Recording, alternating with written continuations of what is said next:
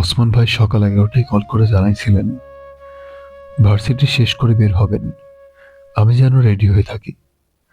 তখন সবেমাত্র ইনকিলাব কালচারাল সেন্টারের স্পেস খুঁজে পাইছিলাম। তারপর 3টায় ভার্সিটি শেষ করে বের হয়েই কল করে বাসায় যেতে বললেন। আমি গেলাম। একটু পর ভাই বাসায় আসলেন। ফ্রেশ হয়ে খাওয়া দাওয়া না করেই বের হয়ে গেছেন। পথে মগবাজারের দিকে একটা ভাঙাড়ির দোকানের এক মুরব্বী আঙ্কেল ভাইকে দেখে চা খেয়ে যেতে বললেন। তাড়াহুড়ায় সেটা আর হয় নাই। ভাই পরে বলতেছিলেন, এটাই আমাদের সফলতা।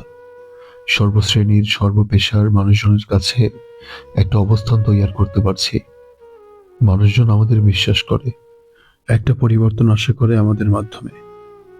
তারপর আমরা ইন্টেরিয়র ডিজাইনার সামিহা আপুর বাসায় গেলাম। উনি তখন ডিজাইনে ফাইনাল টাচ দিতেছিলেন।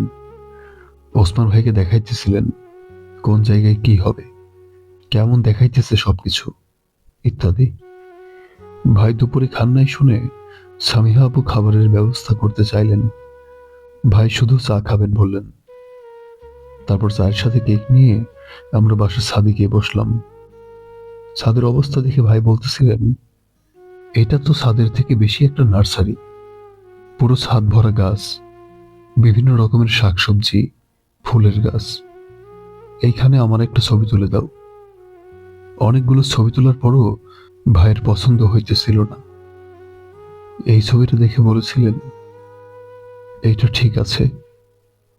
তারপর এই গাছকে কোন অঞ্চলে কি গাছ বলে এটা নিয়ে লম্বা আলাপ দিছিলেন।